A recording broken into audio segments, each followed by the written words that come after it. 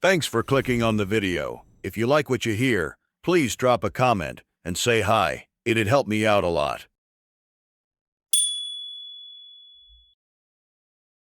The light in Sandy's studio was a tired sort of gold, filtering through a fractured skylight in thin, dusty sheets. It caught the edges of 1,000 pigments scattered across the stone floor, pools of color frozen mid-spill. The walls, once pristine, were now a chaotic mural of forgotten brushstrokes. Frantic slashes of red, sweeping blues, muted greens smudged by time and grief. Sandy sat before her easel, her long, six-fingered hand hovering over the fresh canvas. Her skin shimmered faintly under the dying light, pale but kissed with a faint lavender sheen when the light caught her bones just right. Her other hand gripped a brush crafted from the feather spines of a veilor bird, delicate, tremoring in the air like a thing alive. Across from her, sitting casually on a simple wooden chair, was a young traveler, a stranger who had wandered through her open door, enticed by rumors of a portrait that could capture your very soul. He smiled as she painted, oblivious. They always did. The urge had come without warning this time, a clenching in her chest, a tremor in her bones that made her reach for canvas and color, as though pulled by some unseen tether. She hadn't chosen him. She never chose. Her brush touched the canvas, and the world outside her narrowed to a tunnel. Stroke after stroke, her mind blurred, her hands danced. She layered in the dusky red of the traveler's jacket, the soft mop of his hair, the faint mischievous spark in his brown eyes. Minutes passed, or hours, or lifetimes. She only stopped when the painting itself exhaled, a phenomenon she felt more than heard, a soft whoosh, like a candle giving up the fight against the night. Sandy's pupils narrowed to fine vertical slits, and her body sagged forward as if all the energy had been siphoned out through the brush. The traveler chuckled. "That good?" he teased. She only smiled thinly, wiping her hands clean on a rag already stained with colors no water could wash away. "You'll have it tomorrow," Sandy said softly. The traveler grinned, nodded, and left with a carefree wave. The door closed behind him with a low, echoing thunk.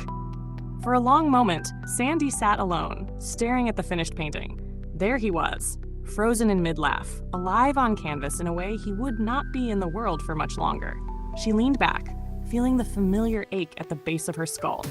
Another life captured. Another day to wait. Her whisper barely stirred the dust on the windowsill. Another candle extinguished.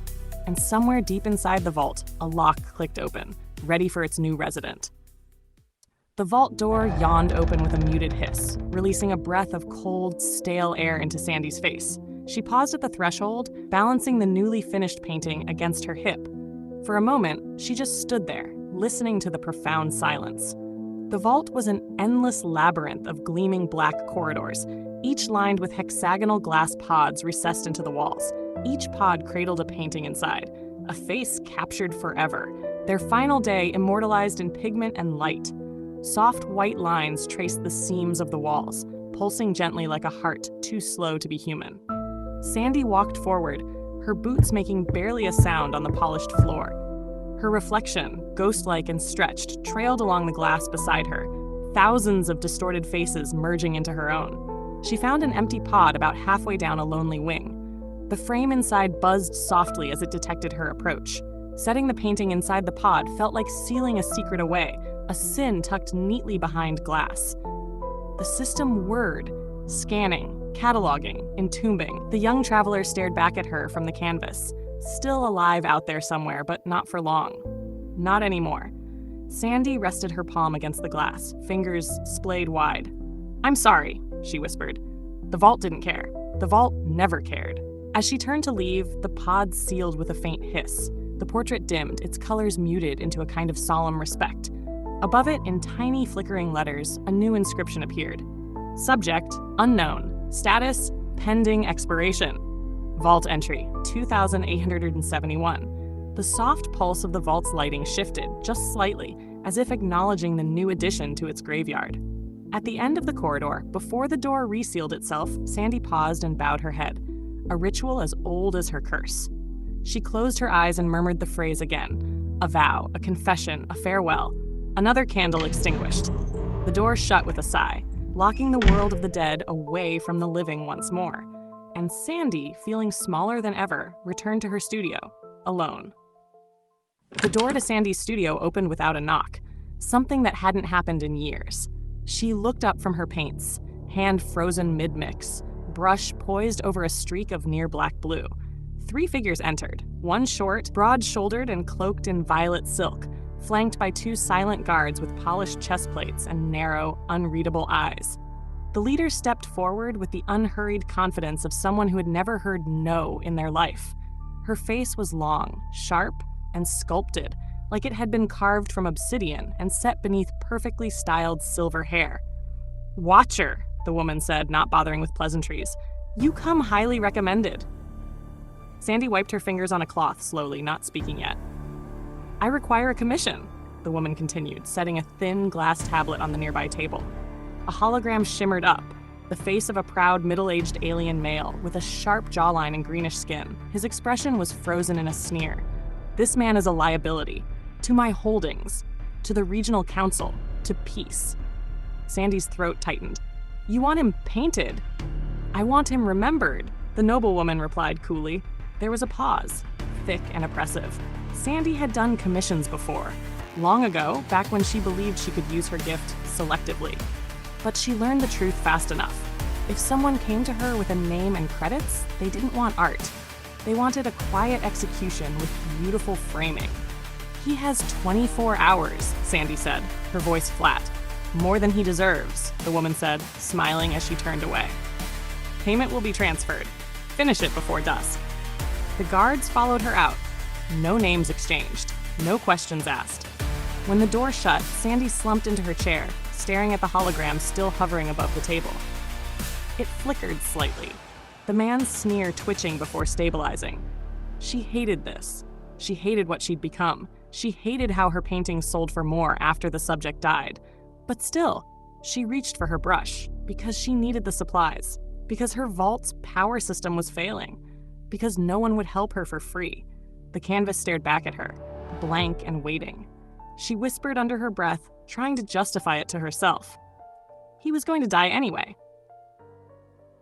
But the words rang hollow, just paint on rotting wood. Sandy sat in silence, staring at the finished portrait. The nobleman's likeness glared back at her, arms crossed, head tilted ever so slightly in arrogant defiance. The brushwork was flawless, the background a rising storm behind marble pillars. Symbolic, uninvited, perfect. She had painted it as dusk bled into night, her hands stiff, her heart reluctant. But once the final stroke dried, she felt it again. The exhale, the same sensation she always did when the curse sealed the subject's fate. She logged the painting, entered the date, prepared the pod in the vault, and waited. 24 hours passed, then 30, then 36. Sandy's hands shook as she poured tea, the cup rattling gently against the counter. The nobleman was still alive. She checked the planetary newsnet. He had made a speech that morning. Live. His sneer was unchanged, his posture identical to the painting, but there was something off. A flicker in his eye, a momentary static distortion when he smiled. Sandy closed the feed and pressed her palms to her eyes, trembling. It had never happened before, not in nearly 3,000 paintings. Even the vault system was confused. The pod refused to seal, lights blinking red in error, status stuck on. Subject, pending, status, interminate, error code, Patacon. She returned to the studio. The painting sat upright on the easel, untouched. But now, it looked different. The nobleman's fingers were slightly curled, clenched. His eyes seemed sharper. The storm in the background had shifted, the clouds darker than she remembered. That wasn't just her imagination. It had changed. Paintings didn't do that. Sandy backed away, breath shallow, a sick feeling rising in her gut. She clutched the edge of her table, trying to make sense of it. "Did I break it?" she whispered. Or, did he? The vault wouldn't take the painting. The studio lights flickered once, then again. A single stutter that made her blood run cold. Sandy stared at the canvas and whispered to herself as if the words might fix it. Another candle extinguished. But this time, nothing answered. Sandy wrapped her scarf tighter around her neck, the fabric rough against her skin. She wasn't used to this much wind. Outside the sanctuary of her studio, the city felt louder than she remembered. More angular, too bright, too fast. Alien architecture stretched upward like frozen lightning bolts. Hover trams hissed along magnetic veins overhead, Glass trees with pulsing bioluminescent leaves cast ghostly shadows on every street corner. She kept her eyes down. She didn't want to see reflections in storefronts. She didn't want to see his face. The nobleman was alive, yes, but something was off. She could feel it in the air. Something had shifted when she painted him. The rules, the curse, the contract with fate, whatever governed her art had twisted, and now she was chasing the wrong kind of echo. She tracked him by whispers. A security official at the Civic Tower had seen him enter but not leave. A street vendor remembered his guards buying food, but the vendor had since vanished. A young girl selling trinkets pointed toward the sky and said, "His eyes are wrong. They blink sideways now." Sandy didn't respond. She just moved on. In a quiet quarter near the old embassy spires, she found something else, a monument garden overgrown with silver moss. Someone had spray tagged it with red ink that read, "Don't look at the portraits, they look back," and underneath, scratched into stone. She painted him. He didn't die. Now the frame is hollow. Sandy's breath caught. Her mouth went dry. She turned, and there he was. The nobleman stood across the plaza, half shrouded in mist. But it wasn't him. Not fully. His features were blurred at the edges, as if reality couldn't decide on the details. His eyes glowed faintly, blinking sideways once, exactly as the girl had said. And then he smiled. It wasn't his smile. It was hers. The one from the painting, the slight downturn, the brush-suggested melancholy she'd unintentionally passed on. He was wearing the art, or it was wearing him. Sandy ran, not toward her studio, not toward the vault. She didn't know where. She just knew something had left the canvas, and it had not stayed behind. The vault should have been silent. Sandy stood at the threshold again, but this time the door didn't wait for her touch. It slid open on its own. No hiss, no welcome, just a mechanical breath that felt too alive. The lights inside flickered unnaturally, not in failure, but in rhythm, like something breathing through the walls. She stepped inside, her boots echoing louder than before. The corridor felt narrower, the air heavier. The temperature was wrong. Colder, but tinged with warmth in the wrong places, like standing too close to a static charged screen. And then she heard it, a low hum just beneath the range of thought. Not sound exactly, but a feeling in the teeth, like being watched by memories. She reached the pod where the nobleman's painting should have been. Empty. Not blank. Not shattered. Just missing. No damage. No signs of tampering.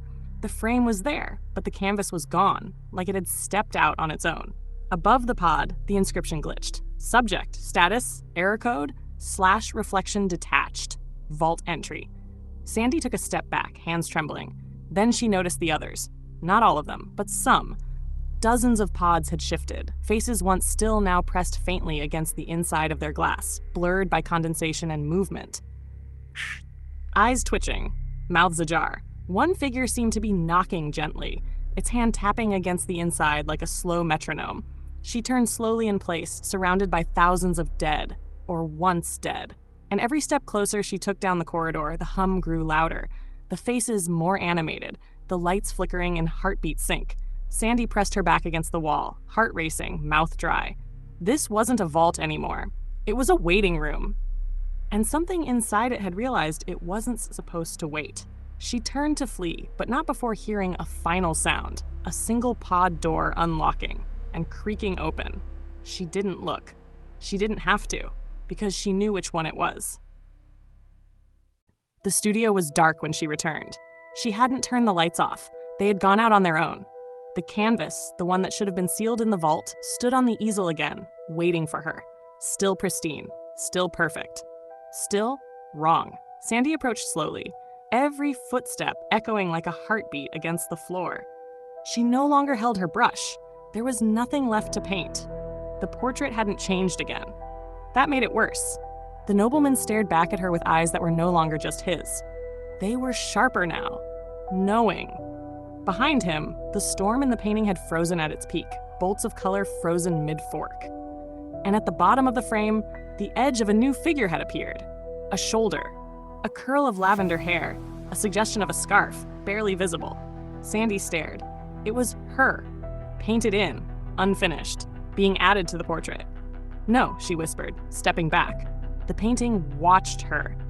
She felt its attention like weight against her ribs. her own face slowly completing, brushstroke by unseen brushstroke. She turned and bolted for the vault interface, slammed her palm onto the override panel, trying to lock the system to delete the entry. The screen blinked red.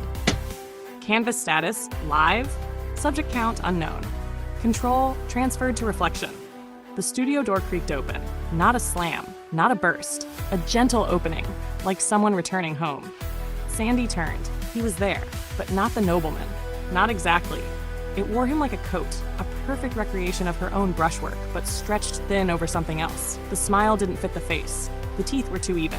The eyes were hers now. Exactly hers. It stepped forward barefoot, the floor cold beneath its borrowed skin. "You shouldn't have painted me," it said. Not with his voice, but with hers. A copy of her whisper, a mockery of her ritual. "Another candle extinguished," it said again. But this time, it wasn't a farewell. It was a promise. Sandy turned toward the painting, just in time to see her full image complete. The portrait was done, the frame sealed, and her body slumped to the floor. Eyes open, skin drained pale. A perfect match. The figure looked down at her and smiled. It picked up the canvas, turned it toward the light, and whispered with affection. "Some fates are better painted than lived." Then it walked into the vault. The door sealed behind it, and in the endless halls of glass and silence, a new pod glowed softly, a portrait of two souls woven together. Painter and painted. The brush had passed to the canvas, and the vault kept breathing.